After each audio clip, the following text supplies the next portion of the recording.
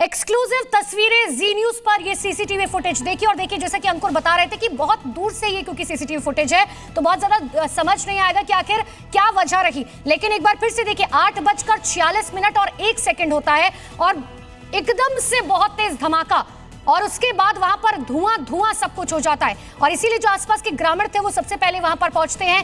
अजीत पवार के साथ साथ 5 लोगों के इस क्रैश में जो है जान चली गई। अकुल सर लगातार मेरे साथ मौजूद है। अकुल श्रीवास्तव, मैं जरूर आपसे इसी तस्वीर के हिसाब से समझना चाह रही हूँ सर। हम क्योंकि जितना देख पा रहे हैं आसमान में कि वहां पर जो है कुछ ज्यादा धुंध या फॉग नजर नहीं आ रहा, लेकिन क्या ऐसा हो सकता है कि मौसम भी एक बड़ी वजह हो? क्योंकि सुबह से हम इस बारे में भी बात कर रहे थे कि शायद कोई पक्षी टकराया हो। नहीं, मौसम की वजह नहीं, लेकिन ये विमान की वजह थी। और ये मैं अब विमान के बारे में आपको जरा कुछ एक्सक्लूसिव जानकारी भी दे दूं। ये बम्बार्डियर लेयरजेट 45 बिजनेस जेट था, जो कि दिल्ली की एक कंपनी है VSR वेंचर लिमिटेड, उसके पास था। मिड साइज का ये बिजनेस जहाज है जिसे आमतौर पर लोग इस्तेमाल करते हैं। इसके पहले भी 14 सितंबर 2023 में इस जहाज की दुर्घटना हुई थी, जो विजयक से मुंबई जा रहा था और 6 इसमें सवार थे। इन 6 इसमें ये मुंबई इंटरनेशनल के रनवे पे अलग हट गया और ये दुर्घटना शाम को 5 बजे के आसपास। लेकिन ये विमान तो वो है ना कि अगर दोनों इंजन में से एक बंद भी हो जाए तो भी लैंडिंग की जा सकती है। तो क्या तकनीकी खामी हो सकती है जिसकी वजह से लैंडिंग होते ही ब्लास्ट हो गया?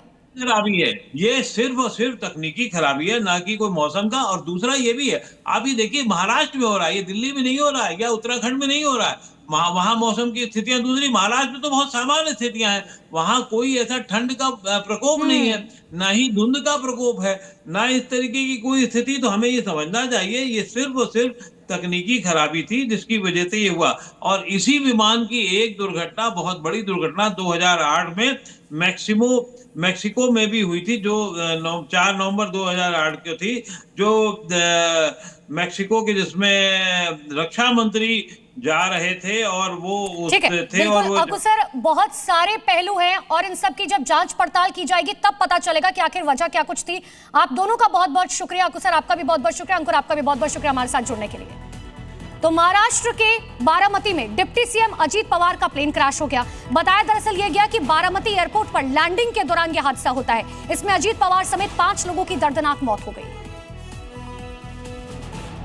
तभी बारामती एयरपोर्ट पर लैंडिंग के दौरान प्लेन हादसे का शिकार हो गया।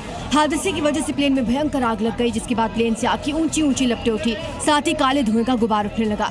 जानकारी के मुताबिक लैंडिंग के दौरान प्लेन रनवे से उतर गया। प्लेन में अजीत पवार के साथ उनके पर्सनल असिस्टेंट, सुरक्षा कर्मी और प्लेन स्टाफ मौजूद था। प्लेन क्रैश में अजीत पवार समेत कई लोगों की मौत हो गई है। मुंबई से एक प्राइवेट चार्टर प्लेन से कार्यक्रम में ये शामिल होने पहुंचे थे। डिप्टी सीएम अजीत पवार का प्लेन सुबह तकरीबन 8 बजे उड़ान भरता है। 50 मिनट बाद प्लेन हादसे का शिकार हो गया। हादसा इतना भयंकर था कि प्लेन चंद सेकंड में मलबे में तब्दील हो गया, जिसका मलबा पूरे इलाके में फैल गया। इस घटना से इलाके में अफरा तफरी मच गई। देखते ही देखते वहां लोगों की भीड़ जमा हो गई। प्लेन से निकलती आग की लपटें और धुएं का गुबार देखकर लोगों की रूह कांप गई। घटना की जानकारी मिलने के बाद फायर ब्रिगेड और पुलिस की टीम मौके पर पहुंच गई। इसके बाद मलबे में दबे शवों को बाहर निकाला गया। इसी दौरान रेस्क्यू टीम को काफी मशक्कत का सामना करना पड़ा, क्योंकि शवों की पहचान करने में भारी परेशानी हुई। रेस्क्यू टीम ने शवों को बरामद कर एम्बुलेंस से पोस्टमार्टम के लिए भेज दिया।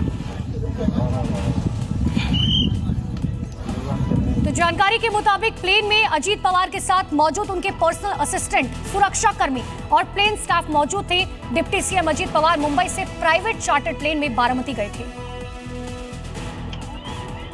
जहां अजीत पवार महाराष्ट्र पंचायत चुनाव के लिए बारामती में 4 सभाओं में शामिल होने जा रहे थे। लेकिन लैंडिंग के दौरान प्लेन हादसे का शिकार हो गया। प्लेन में अजीत पवार के साथ मौजूद उनके पर्सनल असिस्टेंट, सुरक्षा कर्मी और प्लेन स्टाफ की भी जान चली गई। हादसे की जानकारी मिलते ही पवार के परिवार के लोग उनके मुंबई आवास के लिए रवाना हो गए। हादसे की खबर मिलने के बाद पीएम मोदी और गृह मंत्री अमित शाह ने महाराष्ट्र के सीएम देवेंद्र फडणवीस से प्लेन हादसे पर बातचीत की। इस हादसे से एनसीपी कार्यकर्ताओं में मातम पसर गया। भारी संख्या में कार्यकर्ता घटना स्थल पहुंचे। इसमें एनसीपी के कार्यकर्ता रोते नजर आ रहे हैं।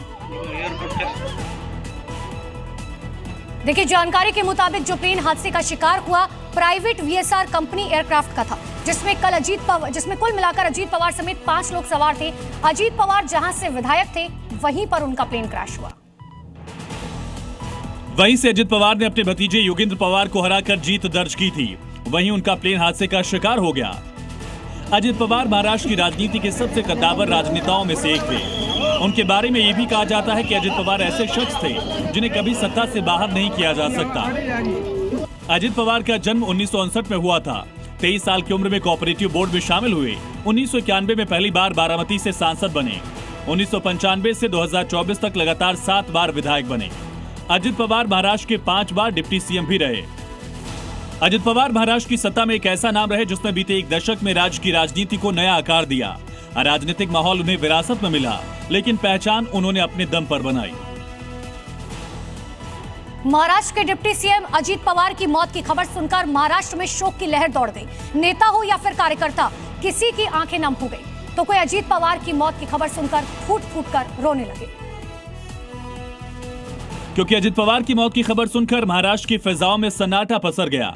जैसे ही अजित पवार के निधन की खबर फैली, हर चेहरा उदास हो गया, हर आंख नम हो गई। नेता हो या कार्यकर्ता, कोई यकीन नहीं कर पा रहा कि जिस आवाज को वो कल तक सुन रहे थे वो आज हमेशा के लिए खामोश हो चुकी है। पार्टी दफ्तर के बाहर खड़े कार्यकर्ताओं की आंखों से आंसू थमने का नाम नहीं ले रहा। कई लोग एक दूसरे को ढांढस बताते नजर आए तो कहीं कोई इस दुख को सह नहीं पाया, फूट फूट कर रो पड़ा। राज्य के कोने कोने से शोक संदेश आ रहे हैं। सोशल मीडिया पर लोग अपनी भावनाओं को बयां कर रहे हैं, कोई यादें साझा कर रहा है।